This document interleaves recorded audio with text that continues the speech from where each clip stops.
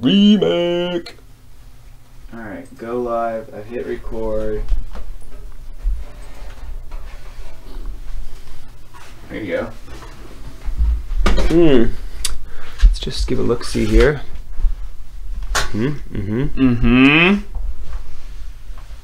This is all good. Ooh, that shot looks a lot better like that.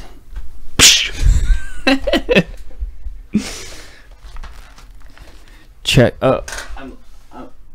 Where am I here? I gotta be way higher than that. You probably want to be a little higher.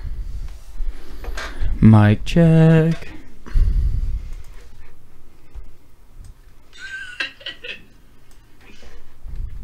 Awesome, guys. We're going again. Why am I still on the? Oh, okay. That's. Hello. I always forget Facebook is a delay. We're going again without Juan or no producer really. We need to get a producer. Juanpo, oh Juanpo, wherefore art thou, Juanpo? It's time. It's time for us to get some kind of producer. Dude, it's gonna be a lot better if your mic is not plugged in. I think that's better. I think people would enjoy your mic not being plugged in. You know, something we could test it. We could, do some see some trial runs. Yeah. All right. Let's just get going. Let's do this. Stretch out. You ready? What are you doing? Feats of strength. Oh, feats of strength. So we used to do feats of strength. If you're a longtime Catholic Man Show listener, we used to do feats of strength in between segments. We literally would do push-ups or something like that, ridiculous, and we would record it and laugh about it.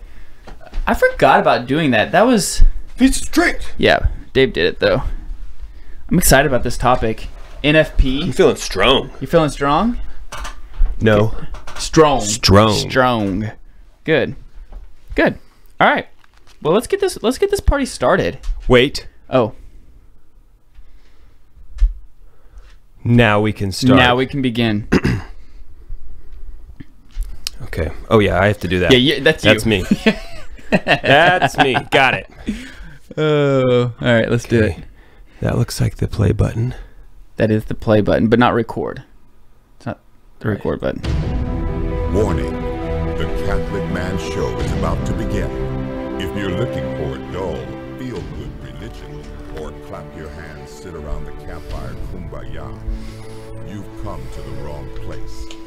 We are dealing with toxic levels of authentic masculinity. Toxic levels.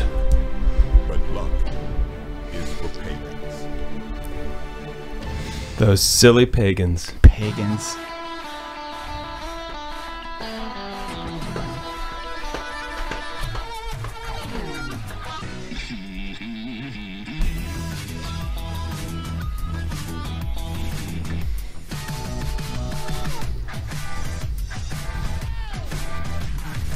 Welcome to the Catholic Man Show. We're on the Lord's team, the winning side, so raise your glass.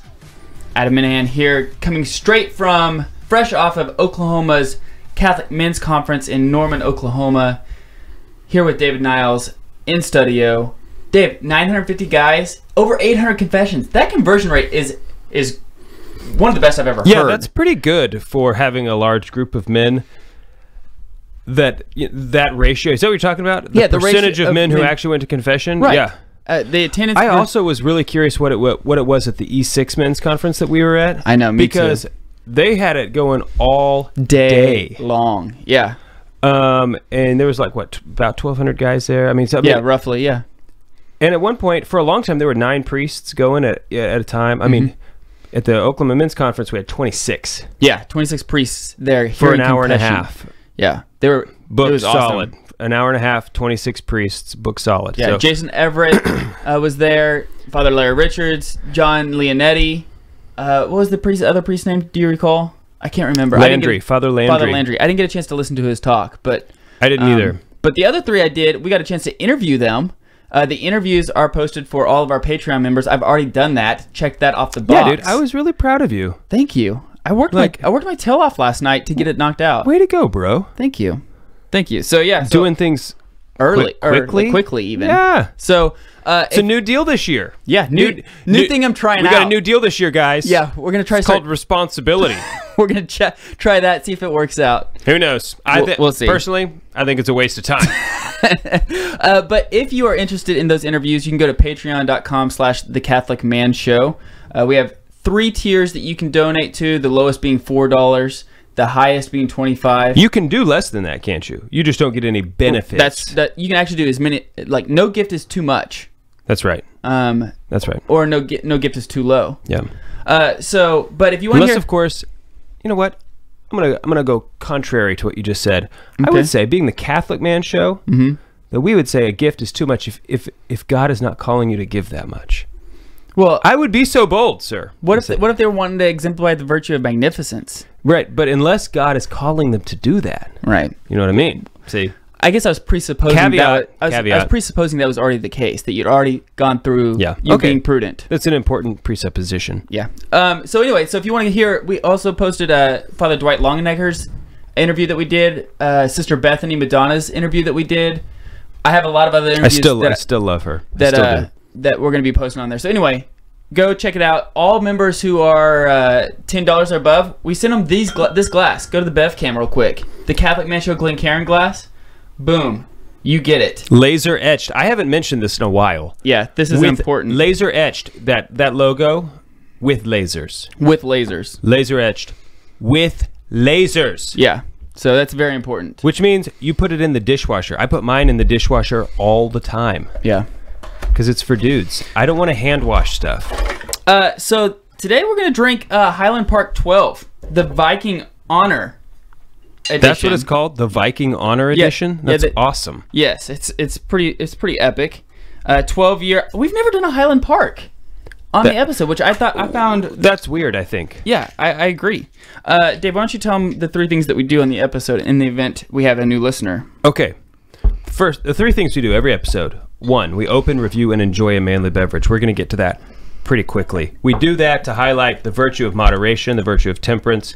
We do it to promote authentic, holy leisure as a way of growing in fellowship with your brother next to you. Of course, we always talk about temperance, or we always promote temperance. Whether we don't necessarily mention it on every episode, but it's something that we always seek to do and seek to promote.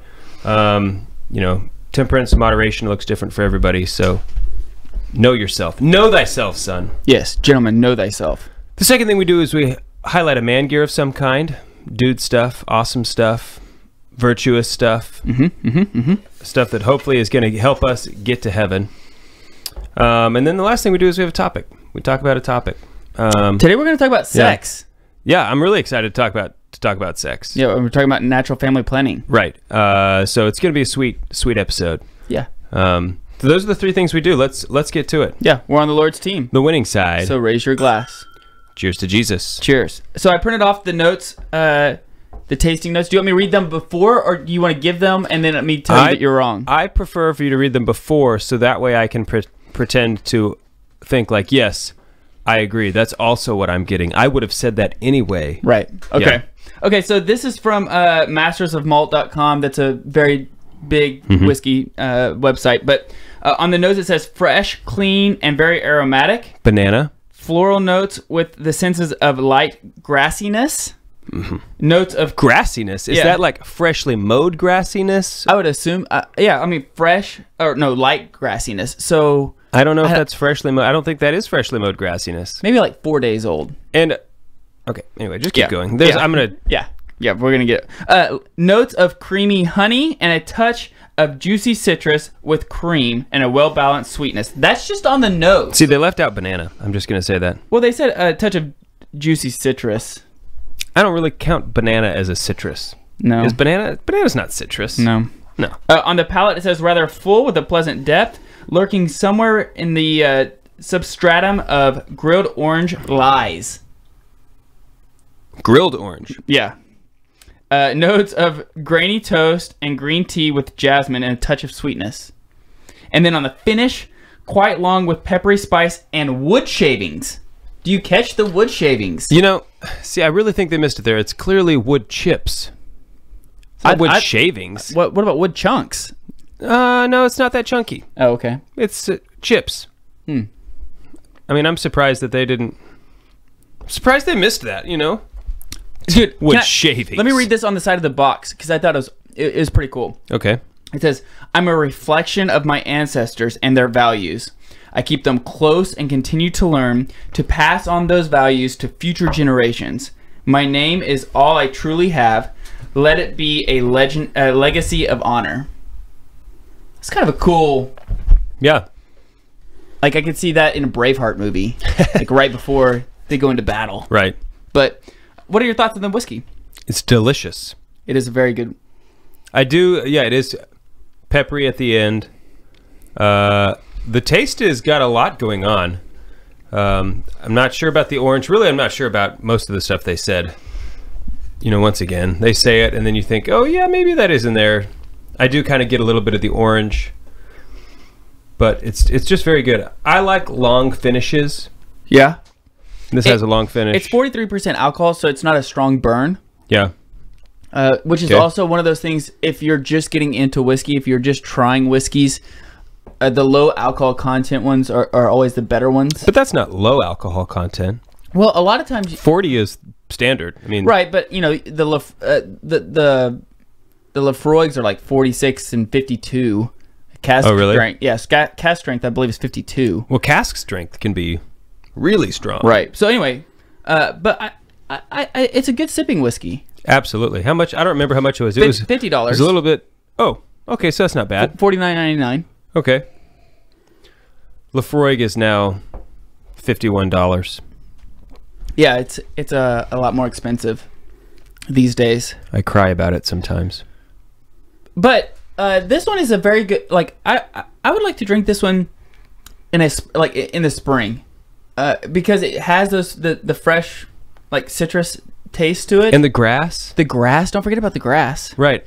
What I was trying to think about is, you know, they just said grassiness, but how tall is the grass? You know, like, and are we talking alfalfa, Bermuda? I don't know. Hey, how's hard to say, because you know, you get a thicker blade grass, it's obviously going to have a different smell. Right. Bermuda. Right. I mean, that's what I'm saying. Fescue. What kind are we talking? Anyway, how's the fam? Excellent. Yeah. Mm-hmm. What's Elizabeth doing these days? You know what, dude? It has been, on like serious note, she has a blooming spirituality these days. Yeah, you should tell. Yeah, let's talk about this for a second. Because what is the group that she does?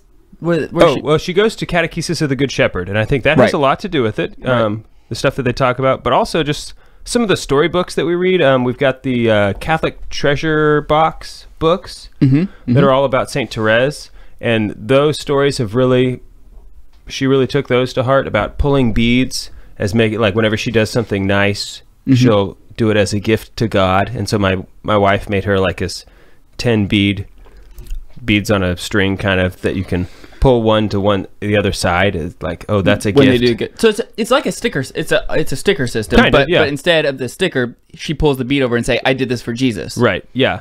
And she's always saying stuff like, "I just want to give my whole body to Jesus, my whole body to God," which is just weird for a 3-year-old to say. Like, sometimes she'll say, "Dad, do you want to be a saint with me?" And it's like, yeah, I do. Yeah. Actually, wait, I did. Yeah. Are we asking right now? Am I going with you, or are you going with me? Yeah. I'll go with you if that's what I can. I mean, like, hey, whatever it takes, you know. Right. Yeah. So it's been really fun to watch. Yeah. It's because Pamela is so holy. That's really what it is. I mean, well, it's how you've built the culture of. Right. I know, but she's the one who does it. Right. I'm just saying. Yeah. So we're sitting here drinking a little bit of this Highland Park 12-year. It's very nice. When we get back, we're going to talk about baby carriers. It's a great man's beer. Yeah, dude. How to dad. Yeah. So we'll be right back. We're on the Lord's team. The winning side. So raise your glass.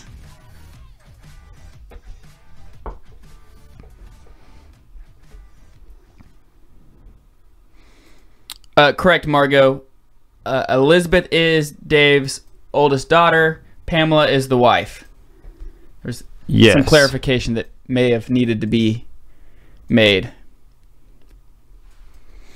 Yeah, I'm really excited about this website that I printed off with the baby carriers. They went hard. Yeah. Yeah, dude, there's so many good review pages now. Yeah.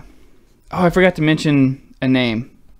I'll do that. I'll do that soon. You got the whole episode, man. Yeah, I got 3 more episodes. Okay, let's roll. Any questions other than no? Elizabeth is my daughter. Yes. Pamela is my wife. Yes. Pamela means sweet as honey. Really? Yeah. It's just like the gospel, in Jeremiah, when he has to eat the scroll and it's sweet as honey. Huh. Yeah. I didn't know that. All right, let's roll. I'm not sure if her parents knew that either, but it worked out. Mm-hmm.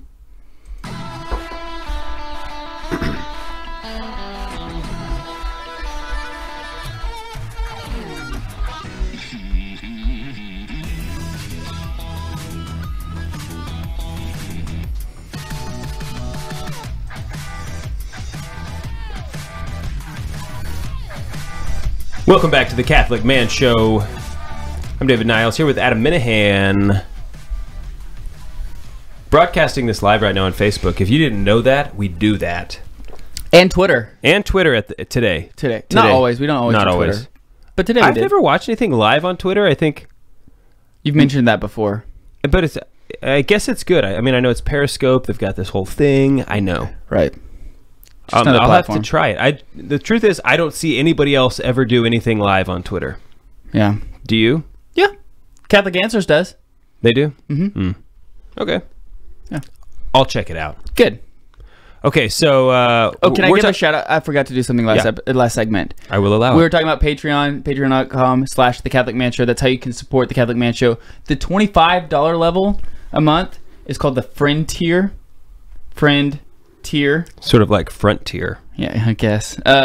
So they get all the other perks, but they also get one time a month we interview one of those guests, one of those supporters. It's at random, so we're not picking them. It's just going to be at random, and they get to either let us interview them, they interview us. We can talk about Catholic stuff. We can talk about whatever they want to talk about for a decent amount of time. Yeah. I'm also going to start giving a shout out to at least one guy on each episode. So the first one is going to be Michael Lyles. Lyles? Michael Lyles. So thank you to Michael. He should change that first L to an N. It's spelled differently. I'm just saying it sounds the same. It would sound the same. Right. So, anyway, thanks for being a supporter, Michael. Yeah, thank you for all your Mr. support. Mr. Lyles. Okay. So we got the man gear today is baby carrier. Mm-hmm. Yeah, and I think this is an important topic for guys because let's just start off by saying before I had any babies, when I saw a guy with a carrier, I was kind of like, huh, I don't know if I would want to do that. Yeah. Initially, that was just my being honest with you. I always go cut off sleeves when I do the baby carrier. That's nice. Yeah, that way it's like, all right, well, he's still pretty tough. But I mean, in all honesty, I was like, huh, I wonder why they're doing that. Like, why don't you just like hold the baby? Oh, so it wasn't like you thought it was a bad look. I just thought like it just didn't seem like why don't you just you went through hold a lot it? of trouble to put that whole to put it on. Yeah, why don't you just hold the baby? Yeah, and then you can put it down whenever you want. Like, it didn't make sense to me until I had a baby, and then I realized, yeah, I get it now. Yeah, so the baby carrier is like Bluetooth, okay, because it's hands free. Right. Yeah.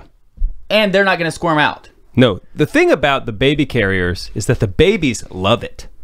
They love being in those things. Most of them, at least. I mean, okay. In my experience, all of my kids anyway have loved being in the baby carrier, and they will fall asleep within minutes. I did not have that experience, but yeah. But you had like really easy kids. Well, it's because we're so holy. Yeah, I told you that already. I guess that's true. Yeah. So we're just, and also I just father really well. It's because of my fathering. Okay.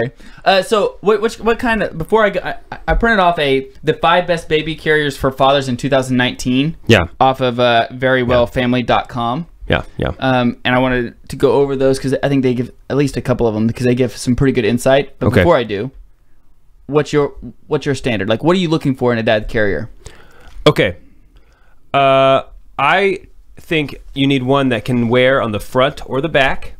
Combo. Okay, that way you can go either way. Because a lot of them you can only work on the front. Mm-hmm. And it needs to be able to do infants and big kids, not at the same time, but you know. When you say big kids, you mean like 2 and 3 I mean year like old, a 2-year-old, a 2-year-old. I mean 3-year-old. I wouldn't put once my 3-year-old. they're 3, it's like, man, you got legs. Right. You can walk. Yeah. In fact, why don't you run? Yeah.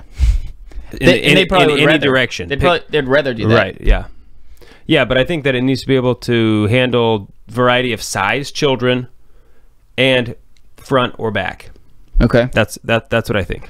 I also think that whenever a lot of companies were making the carriers, they weren't necessarily thinking of the 6 foot tall, 200-pound man.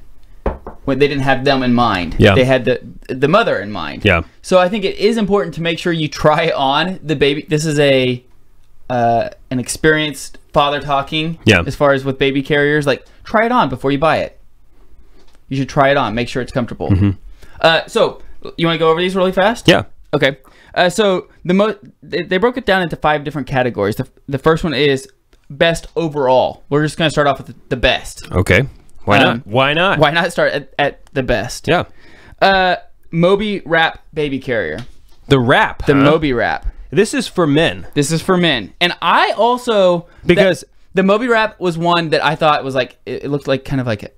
Listen, that one's for chicks. That's what I think of. I know. Or hippies.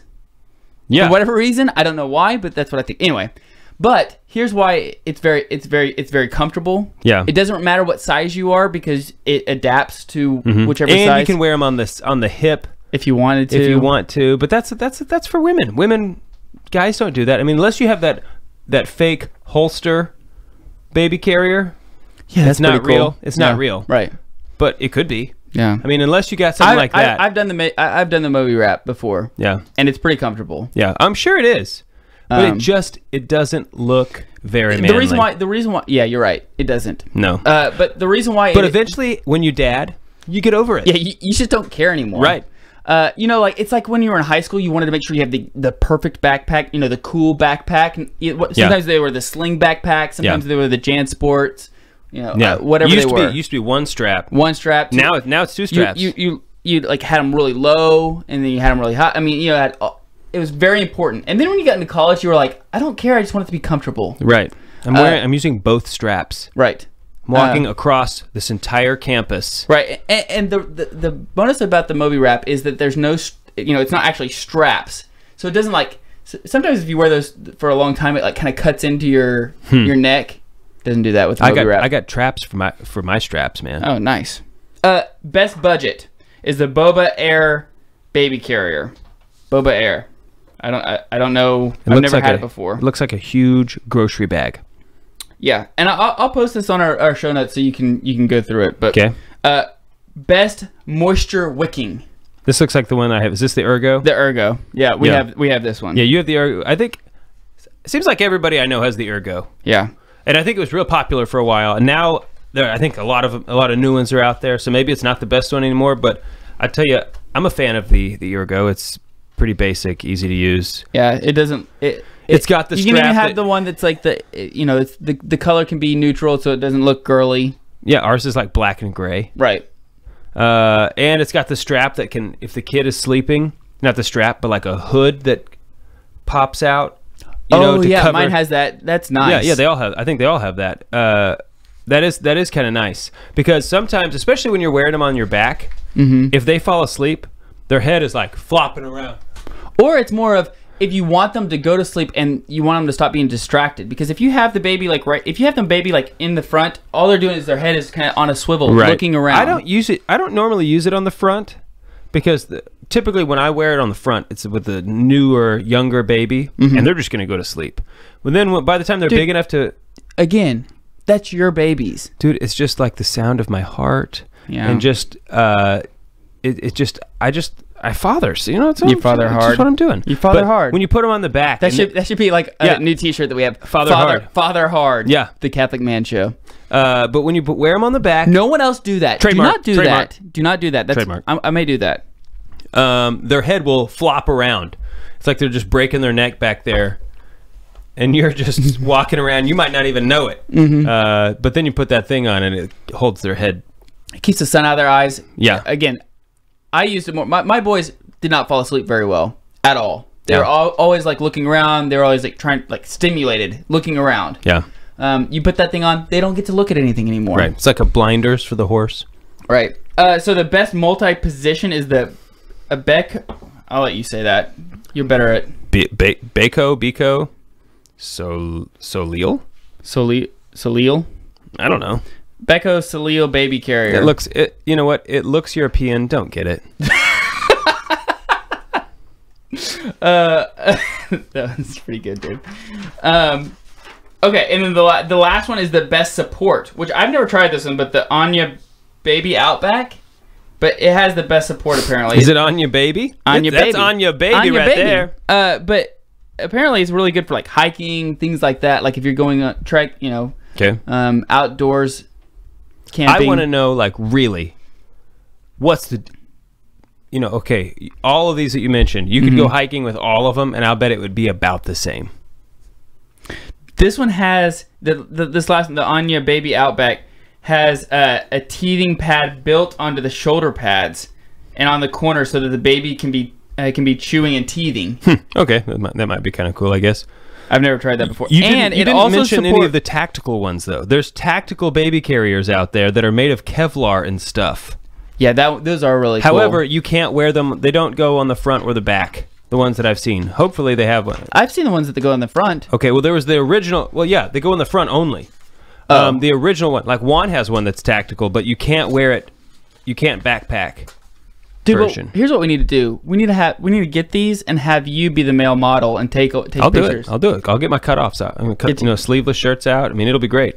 Okay, I will say in Rome, I took our oldest. We went to Rome when she was 5 months old, and I did this, and I thought this was going to be hard, but it actually worked out great. I was wearing her on the front, and I had an actual backpack on the back, and I thought, man, this is going to be a lot of weight. Yeah, but all of a sudden, I was like, oh, this is great. Yeah. It's even better. Because it balanced on both sides, and so I wasn't having to like lean back or anything, you know. Nice. Yeah. So if you're really fathering, you'd have a kid on the front and a kid on the back. Well, that's how you would do it. Yeah, I agree. That would be awesome. When we get back, we're going to talk about how you can have another kid, or not, whatever God wants. We're on the Lord's team, the winning side. So raise your glass.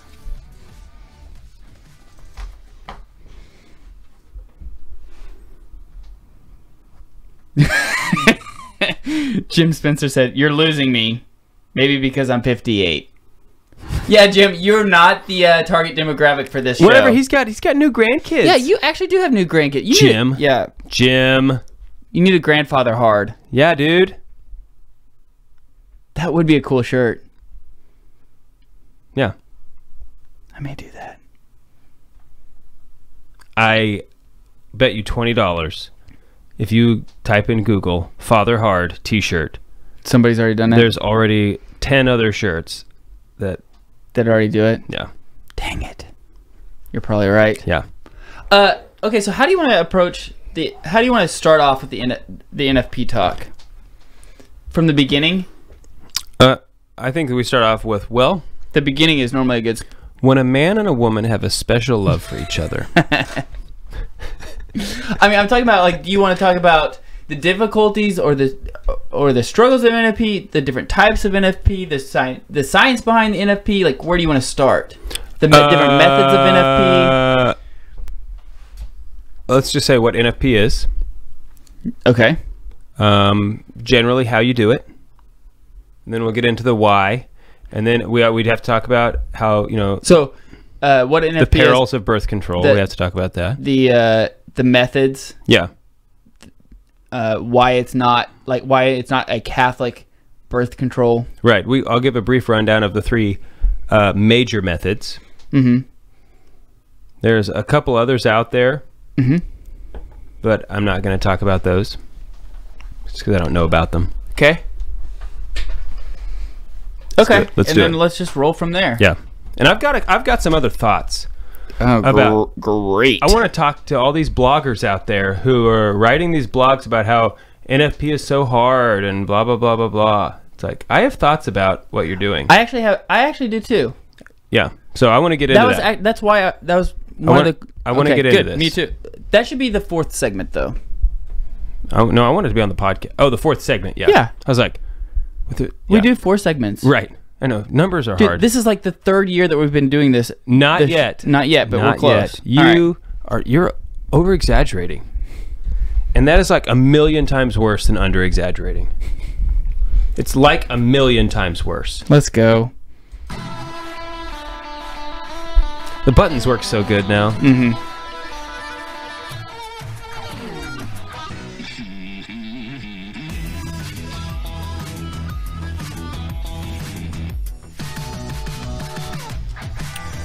Welcome back to the Catholic Man Show. Sipping on a little bit of this Highland Park 12 year. My first time to try Highland Park. I like not even just on the show, but in general. I've never had Highland Park. I don't know that I've had it, but I just can't imagine that I haven't had it. Mm-hmm. Because it's a staple. It's a mainstream Scotch. It's like one of those that everybody's had it, isn't it? Right? Like I was shocked we haven't had it on the show. I think it's good. It is good. I'm enjoying it. I'm gonna be honest with you. There are very few Scotches that I do not think are good. Me too. Above the like $15 range, Mm-hmm. you know. Mm-hmm. Just stay away from the bottom shelf. Mm-hmm. You know what I mean? Mm-hmm. I do know what you mean. I've made that mistake. So today we're going to talk about NFP. We're going to talk about natural family planning. One exception: Whitehorse. When I used to be able to find that, it was on the bottom shelf. It was good. Teachers is also is good. Yeah. Anyway, so we're going to talk about NFP. NFP is not something that you normally hear on a man podcast. Yeah. It's more of it seems to be more of like a chick topic. Yeah, but it's definitely manly. Yeah. So let's talk about it. It is. Because it's about family. Right. And when you get married, you and your spouse are one. Okay? And I think one mistake or one thing that men do wrong is they think about their wife's fertility apart from their own. Okay? You have a common fertility. It's especially we tend to like, she's fertile today. It's like, yeah, you jerk, you're fertile all the time. Okay? It's like, and I've never been like, ugh. I've never been in my life expectancy. Some, especially when you practice NFP and it's all about fertility awareness. When I know that she's fertile, I'm like, all right, let's go. Oh, yeah. I'm just saying. I'm not in a negative stance on fertility. I don't think most guys out there are, trying to fill a bus. Like we are. Maybe we are. I don't know. Okay. Just saying. Yeah, we're probably an anomaly. Let's see how fast I can overcapacitate this van that I just bought. Yeah. Okay. We'll see. Okay. Anyway, so natural family planning. Natural family planning is fertility awareness, essentially. Okay, it's observing the signs of a woman's fertility in order to determine whether or not she is fertile. Okay, and so if you have that information, now you know if we come together in a marital embrace, is a pregnancy, a new baby, likely to be the result of this act of the marital union. This act of love. So marital union is two components, right? It's the marital love and the unit of love, or the unit of love. I'm sorry, and the procreative love. Yeah, correct. Coming together as one. Mm-hmm. There's two aspects. You can't separate those. Can't separate those two things. You can't. God already has. Yes. Yeah. Okay. I was talking about us. I wasn't talking about God. We don't do that. Yeah, we don't do that. So anyway, it's science. It's scientific. This is not the rhythm method. This is not looking at the calendar. It just gets a bad rap. It gets a bad rap. If you go to the CDC website, you cannot. It has a lot on NFP, natural family planning, but it is all lies. Everything on there because they lump the rhythm method. Well, I went to the healthcare. I typed in natural family planning today in Google, and one of the first ones was like healthcare.gov or something like that. Yep. And I went there. And that's it. It was like, if you use this, 1 in 4, like 100 people out of 100 people, 25 get pregnant in a year. In a year. Right, and that's because they lump the rhythm method into the natural family planning category. So what is the rhythm method? Is an old method from like the late 1800s that just said, all right, let's assume that every woman has the average, was believed to be the average of a 28-day cycle. And so that means we just know if her cycle is 28 days, she's going to ovulate on day 12. So on day 15, you know, you're no longer fertile, or whatever the numbers, however the numbers work out. However, it turns out late. Be too late. Right, exactly. Come on, that was a good pun. Yeah. Sorry, okay, I got it. I'm way ahead of you. I'm way ahead of you. I broke up your rhythm. Go ahead. So it turns out that maybe 28 days is the average, but only about 12% of women actually have a cycle that's 28 days long. Okay, because most women don't have that. There isn't necessarily a normal cycle for a woman's fertility. Okay, so anyway, there are three major methods of natural family planning. There is there's the Billings ovulation method. There is the couple-to-couple league, also called symptothermal method, and then there is the Creighton model. The Creighton one is the charting, is a full-on blown up charting, correct? Well, they're all charting. You chart on all of them. That word charting applies to all the methods. Okay, so here's a little bit of the difference.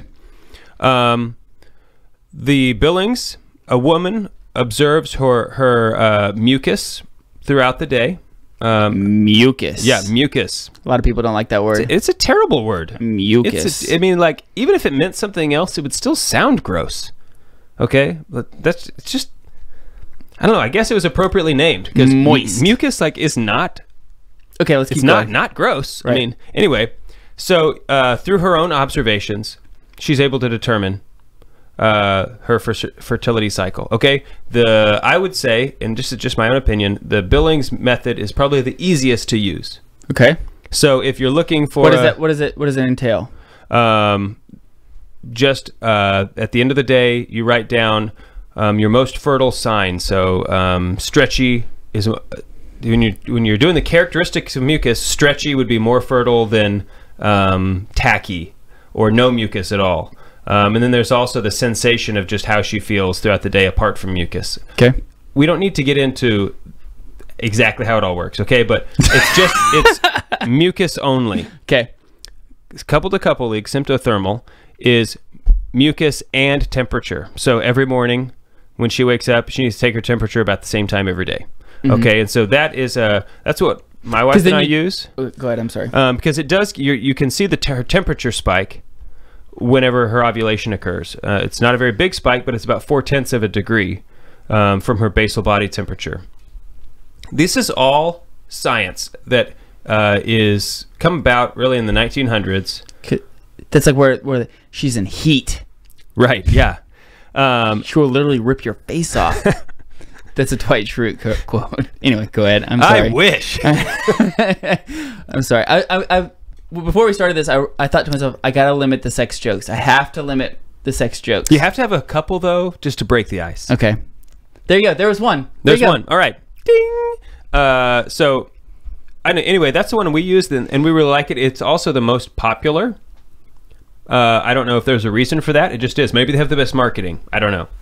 But I really like it because it gives me as the man, I do the interpreting of her charting. So she writes all the stuff down about her body, and then I interpret the chart. So it gives me something to do. It's not just her doing it all and me asking her, you know, is it a green light or a red light tonight? You know, right? It's me being involved. So anyway, and then there's the Creighton model. So the Creighton model is expanded Billings model, except it's been standardized to help a woman definitively know maybe if something is off. Okay, so it's really designed for you to take this chart to a doctor, and he could look at your chart and say, oh, you have this condition. And he could tell, he or she, the doctor could tell, just by looking at your chart. Because it's not just, oh, the mucus was stretchy, it's how far did it stretch. So you're getting empirical data about everything about you. Okay. And so Creighton is a great model, but it's probably more cumbersome to use just for the regular average person. However, if you are someone who has been trying to achieve pregnancy without success, it could be a really good model for you because it also allows you to use NAPRO technology, which is a total game changer for people who are trying to get pregnant. You know what else is a total game changer? Saint Gerard. Yeah, dude. He's a total game changer. You don't mess around with him. So when we first got married, when Haley and I first got married, we went to the doctor and they told us, you're not going to be able to have kids. It's going to be extremely hard for you. You might as well go ahead and start looking at adoption or all of these other type of non-Catholic ways of making a baby. Yeah. And we said, no. We just got married. We'll pray about it. And she kind of laughed at us. Like the doctor kind of laughed at us, but you're so stupid. Yeah, it was fine. We didn't care. So Saint Gerard is the patron saint of expectant mothers. Yeah. And so that day, my wife and I left the fertility clinic, and we decided that that is going to be our patron saint of our family. And I think that that's a good thing to do, is have a patron saint of your family. Totally. A saint that you can always call on within your family to pray for you. Yeah. So we decided Saint Gerard's going to be it. And we started praying. We still to this day, every night, have a prayer to Saint Gerard that we pray together every night before we go to bed. And we have for the last 6 years. But 6 months after we started praying that, Luke came into existence. So that's not natural family planning, though. That's supernatural family planning. Supernatural family planning. Yeah. But I think that we always overestimate the power, or underestimate the power of prayer. Totally. If all the time. If we have a desire to have children, and God wants us to have a child, you need to just ask him.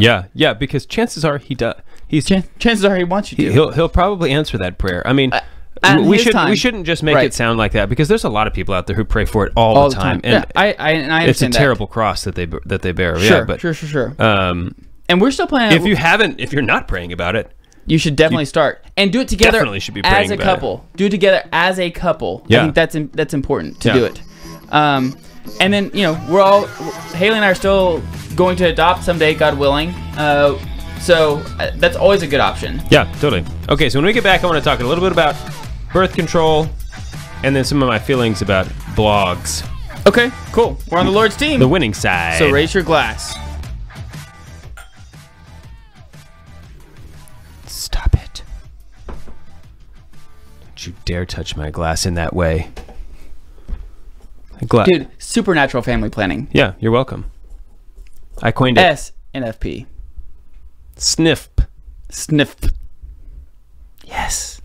Oh yeah, we sniffed. You get snipped? No, we got sniffed.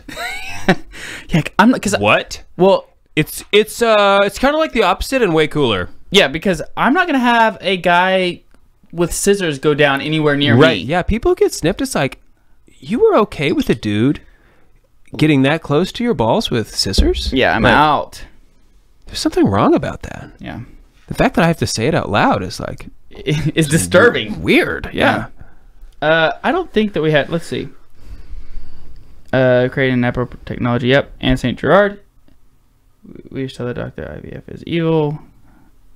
Margot, this is going to surprise you. Margot has feelings about birth control.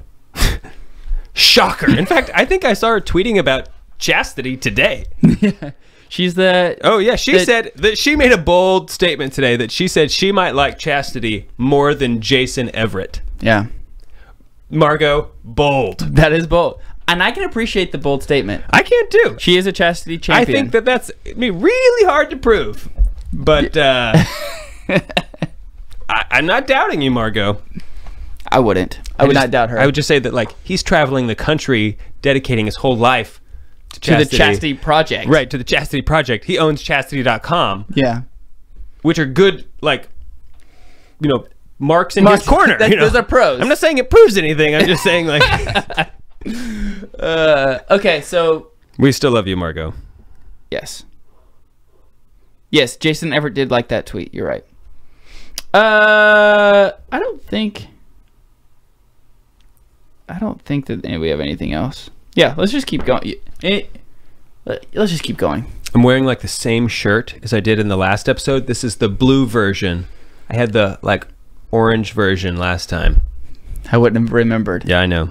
It's because you're a dude. Yeah. I actually have thought about that though. Now that we have video, I've thought about Can't wear the same thing every time. I'm pretty sure that I've worn this like 4 times in these episodes. Yeah. Yeah, I used to record in sweatpants a lot. All right. And now I just look homeless. I did it once though. I thought I'm just gonna give him authentic Dave, and I got over here and saw myself on camera, and I was like, no, authentic Dave sucks. He's the worst. Never bringing him over again. You know what? He's not invited to my house. No. I mean, he's okay, but he just looks ugly. Terrible. Ugh. All right, let's roll. Don't even want to be friends with that guy.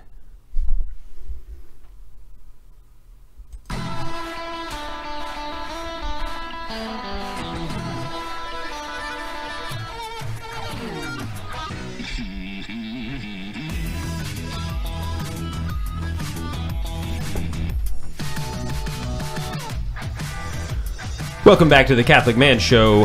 I'm David Niles, here with Adam Minahan. We're talking about NFP. We've got a lot of stuff that I want to cover before this episode is over, so let's just get right to it.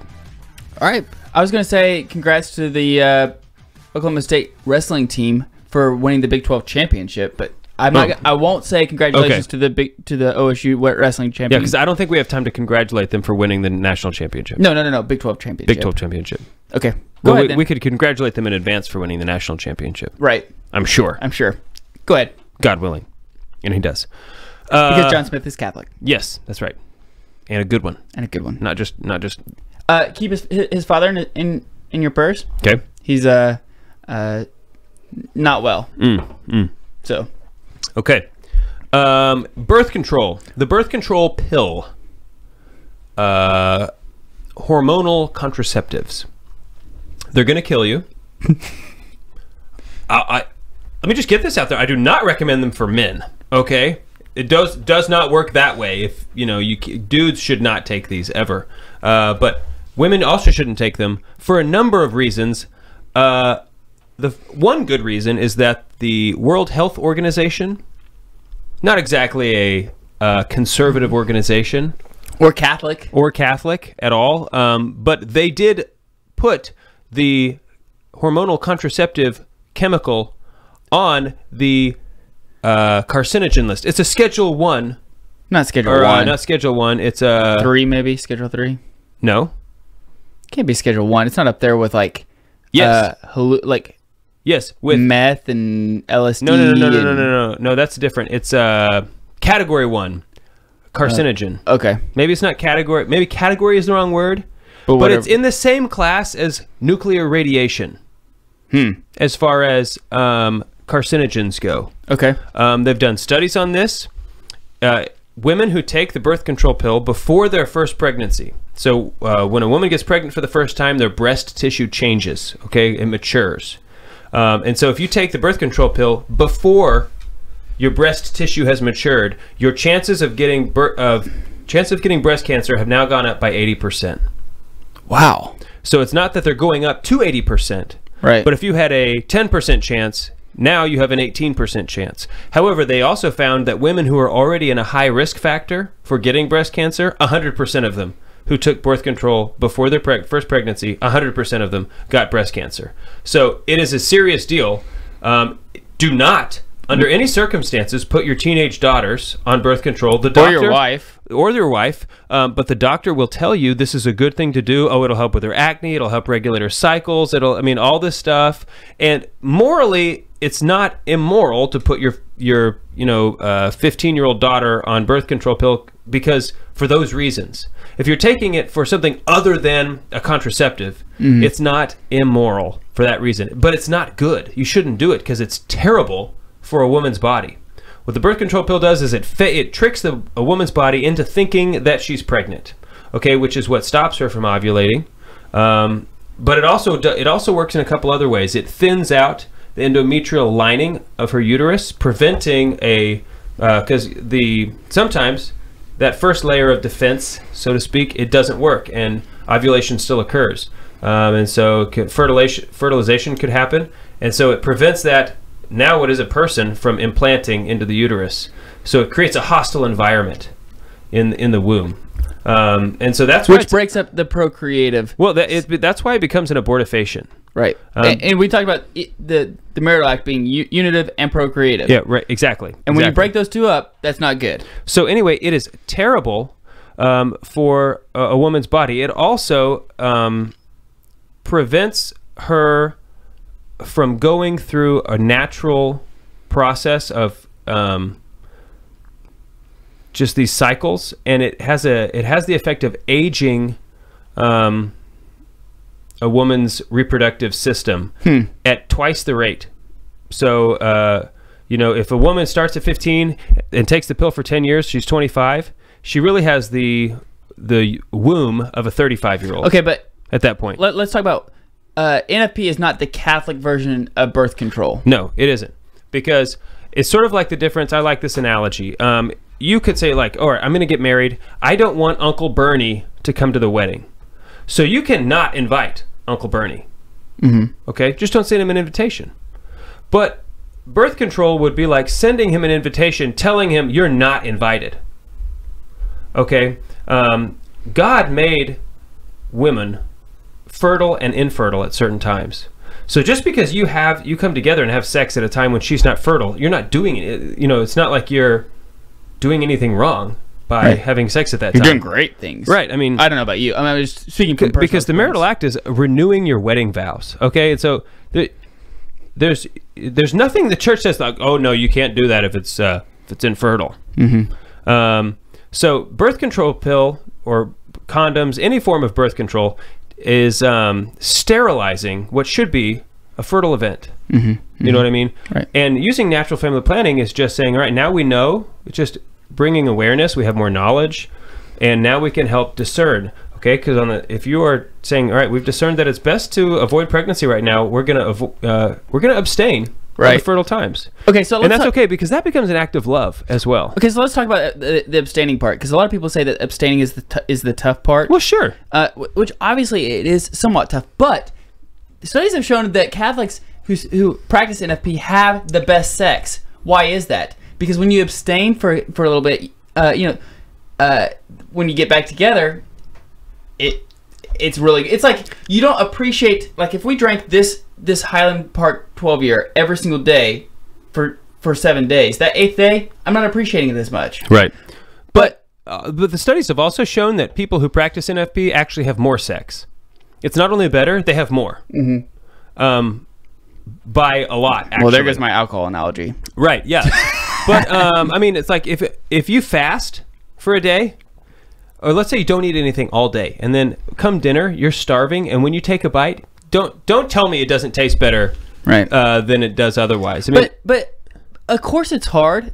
But every sacrament that we have there's a symbol of death, right? The baptism, there's a symbol of death. Right, yeah. The Eucharist, the holy sacrifice of Mass, there's a symbol of death. Matrimony, there's a symbol of death, and that's like the dying of oneself for the good of the other person. Like there's, it's no longer just me. It's us. It's not me and her. It's us together. Yeah. Now, I mean, just to be full disclosure, it is hard, because in those moments when if you've discerned now's not the right time for us to get pregnant, those moments when she's fertile, you will be literally more attracted to her. She will be more attracted to you. She will actually look better. She will have more energy. May probably be more flirtatious. She will have a more blood flow, or like her, this is the nature's way of promoting pregnancy, right? But I just want to say, like, yeah, it's going to be hard, but so what? Yeah, we're called to that's part of like again, it's dying to self. It's picking up a cross. Right? Everywhere there's crosses that you have to pick up and carry. Yeah. So let's just, before we run out of time, I just want to address this, because there's all these blogs out there who talk about, it's almost like, oh, I'm a Catholic blogger and I'm gonna kind of be countercultural and bash NFP for a little bit, and they always make sure to be very clear that NFP is the only, it's good, but the titles are like why I hate NFP. Okay, and I don't think that they realize really what they're doing, because when they talk about how NFP is so hard, like it's blah blah blah, it's difficult, and I don't like to do it. All they're doing is giving glory to the birth control pill, because what they're saying is that there is an option that would be easy and maybe better. They're making the birth control pill sound better when they do this, okay? I mean, imagine a world where the birth control pill didn't exist at all. Would anybody complain about NFP? No. I mean, that's just the way it is. Well, NFP is a beautiful thing. I mean, because I know, but I'm just saying, like, yeah, it's hard. Right. Okay, yeah, I get it. But if birth control pill, if condoms didn't exist, if none of it, if it was the only thing that was there, would anybody complain about it? No. I mean, just because, like, oh, they would think this is great. Now we have information about her fertility. Like, we know when we can, when we cannot, when we shouldn't. NFP is only good. There is nothing bad about it. Okay, and if you behave in that way, all you're doing is honoring, even if subconsciously or indirectly, the birth control pill and the other nefarious alternatives for avoiding pregnancy. I mean, does that make sense? Yeah. Yeah. I mean, nobody complained about the lack of air travel before air travel existed. I hope that makes sense to people. What I'm trying to say is that I don't think we're doing anybody a favor by putting down. Yeah, I mean, you have to talk about. We can be honest that it's hard. Sorry, I know I keep cutting you off. No, I agree. You have to be honest that it's hard. I mean, that's what I was going to say. Is we can be honest that it's hard, but guess what? As men, when you enter into marriage, Ephesians 5 says that you're supposed to die like Christ died for the church. Right. So, like, you're going into marriage knowing it's not going to be easy. Right. Yeah. I mean, women are the most beautiful thing on the planet. Right. I mean, even in Genesis, right? As soon as God made Eve, what was written? Alas, bone of my bone, flesh of my flesh. Right. Yeah. He's like, amazing. And then, like, what did Eve say? Nothing. Yeah, he's okay. Yeah, I mean, whatever. Nothing. So, but, I mean, obviously, the woman's body is amazing. Yeah, and you're married to this woman that you love, right? And you're going to spend the rest of your life together, and you've got this sexual union that, yeah, of course, it's tough when you both discern that we're not going to do that. But you know what? It's up to you guys. And sometimes discernments happen 5 minutes. Right. Yeah. It's like, okay, well, we thought we had discerned not to have a baby, but maybe we're discerning differently. And you know what? I think that's okay. Yeah. As long as you're doing it prudently. Right. Had a little bit of Highland Park 12 year. Talked about baby carriage and NFP. More on the Lord's team. The winning side. So raise your glass. And cheers to Jesus.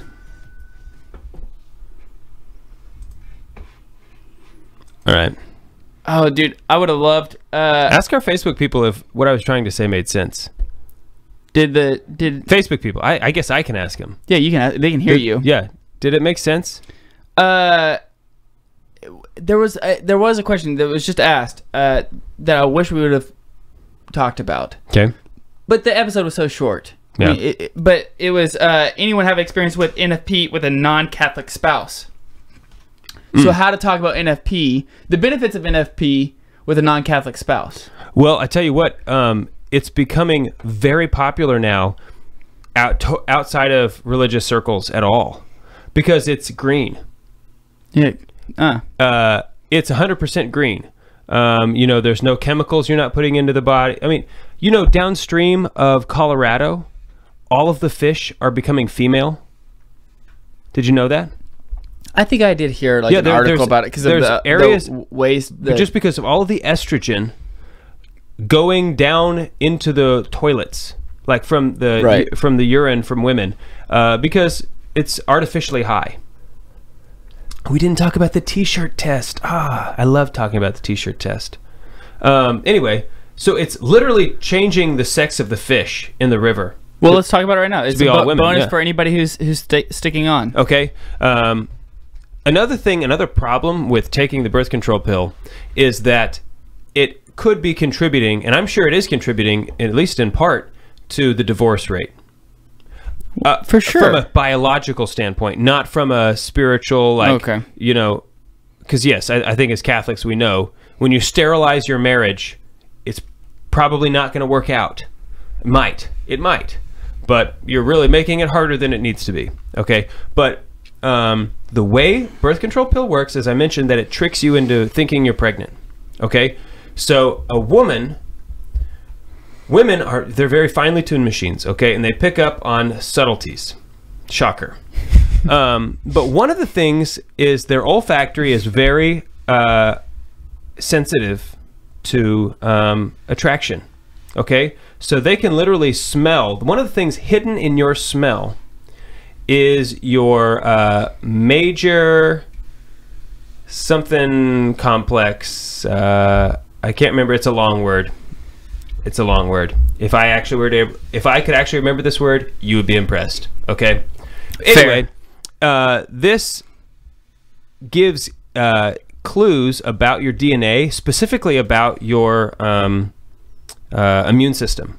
Okay, and women tend to be attracted naturally. You could call these pheromones, but they tend to be attracted naturally to men who have a complementary type of these genes. Okay, so not identical, but like kind of the opposite.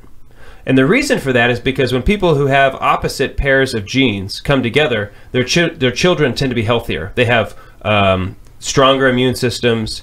They're just healthier children. Okay, you're also much less likely to be related to someone who has an opposite type gene. Mm-hmm. Whenever a woman gets pregnant, her attraction flips. She now is attracted to people of identical type pheromone genes. When she gets pregnant. When she gets pregnant. Right. Okay, so the reason for that is now that she's pregnant, she's not out in the world. Women, especially historically, they go and spend time with their family. The safety and comfort, a nurturing environment of their own family. Okay, they start nesting. So that makes sense. So when a woman is on birth control dating, she's going to be attracted to men of her identical pheromone type. Then they get married because the birth control pill makes her body think she's pregnant. Yeah, she's going to the nesting stage. Right, exactly. And so she's attracted to essentially someone like her brother. And so then she gets married. They stop taking the pill because they want to have a baby, and all of a sudden she realizes, I'm not even attracted to you. And so the way that they studied this was they had men wear a t-shirt to sleep in for a couple nights in a row. And then they took that t-shirt and they had women smell it. And based on the smell alone, they rated the attractiveness of the man. And that's what they found, is that women were naturally attracted to this complementary pheromone type, except when they were pregnant. Then they became attracted to the identical type. And so, there's all these women out there dating on birth control. I mean, that's kind of that's what the cultural wisdom is, that, oh, well, you should be a strong, independent woman, with a strong sex life, just like men. And so you should be taking the pill, so you can be free to engage in sexual encounters whenever you want, with whoever you want.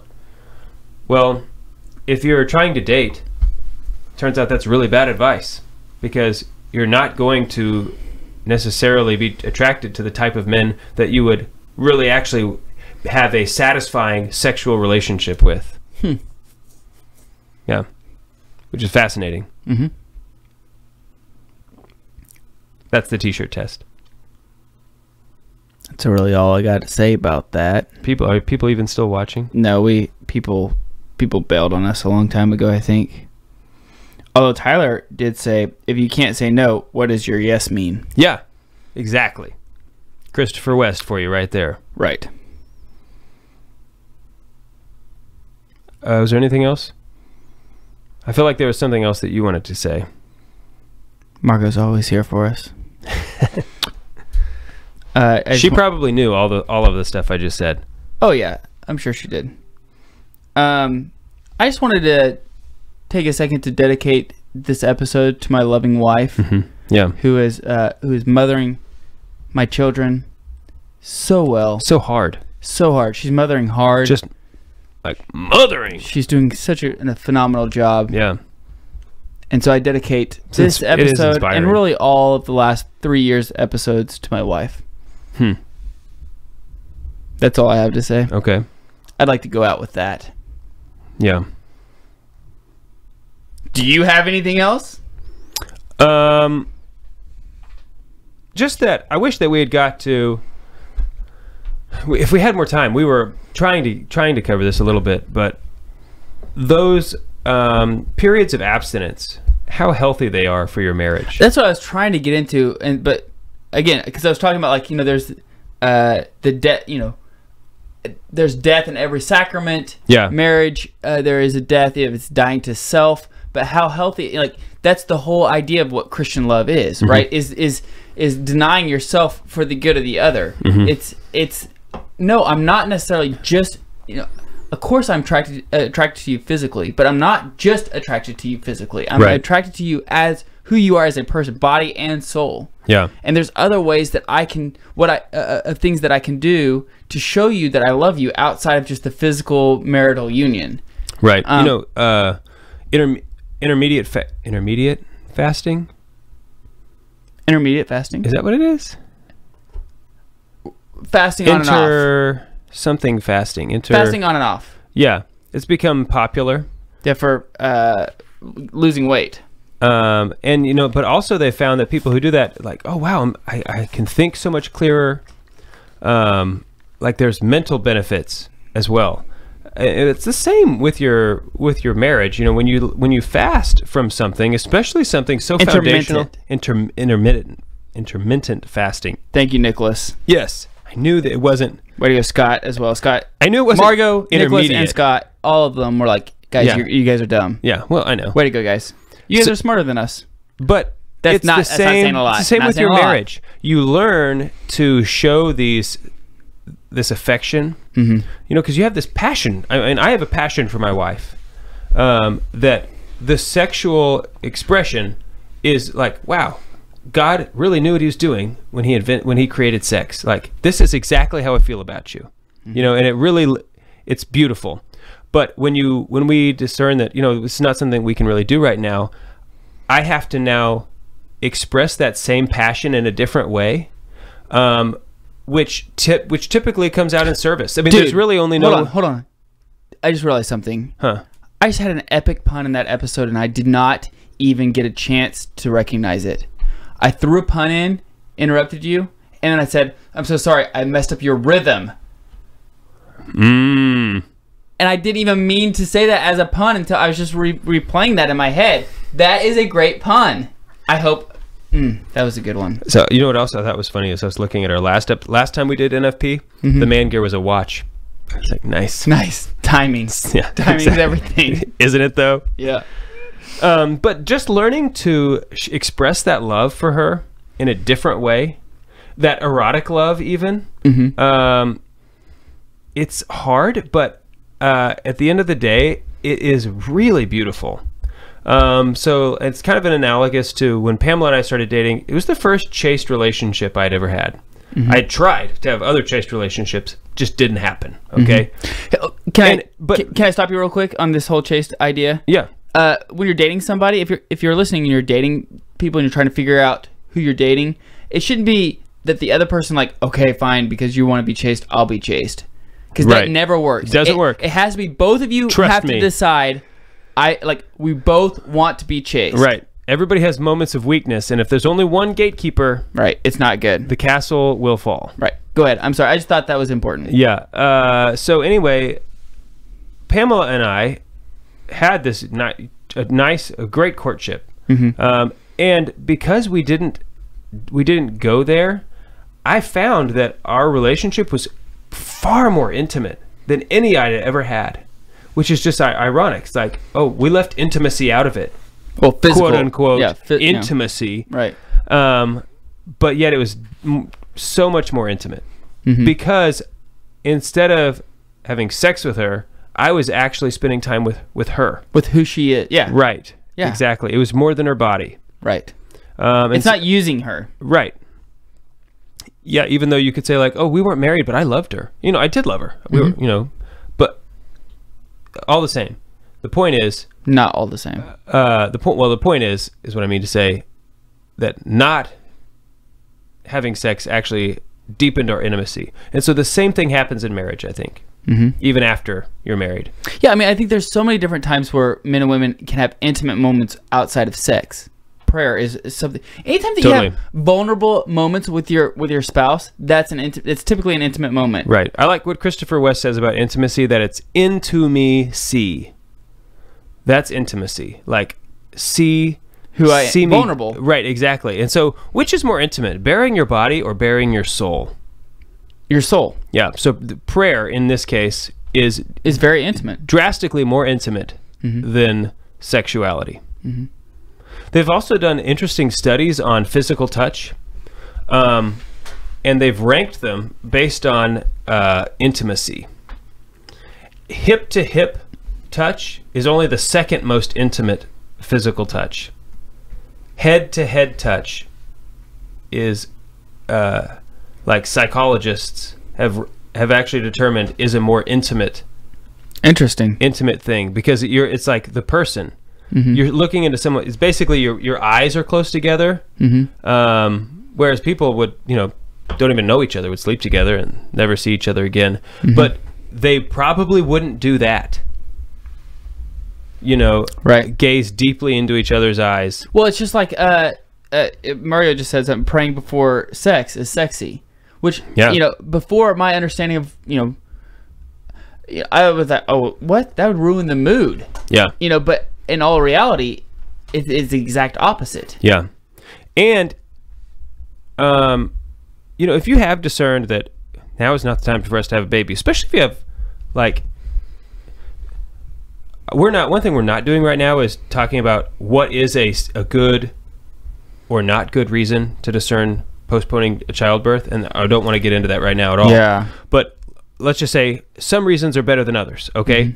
Like if you have a very serious reason, okay, you have to make sure that you are being prudent. You are abstaining when you have to abstain. And so every night when you pray with your wife, bring it up. Lord, we continue to offer up our sexuality to you. Help us. Please give us the gift of letting our abstinence sanctify each other. I mean, like, pray that out loud so that the Saint Gerard prayer is a great one to pray. I'm just telling you. It's just even for abstaining, huh? Yeah. I've just never thought about it that way. Yeah. Why not? Hey, why not? Right. Saint Gerard's the man. I think Saint Gianna probably would be a good one for abstaining as well. Yeah. I think so. I agree. All right. Anyway, let's wrap it up because I gotta get up early in the morning. All right. Like 6:30. 5. 5? Yeah. 5 o'clock is early. That is early. So, hey, thanks for hanging out with us, guys. Thank you, everybody, for your comments. And goodbye.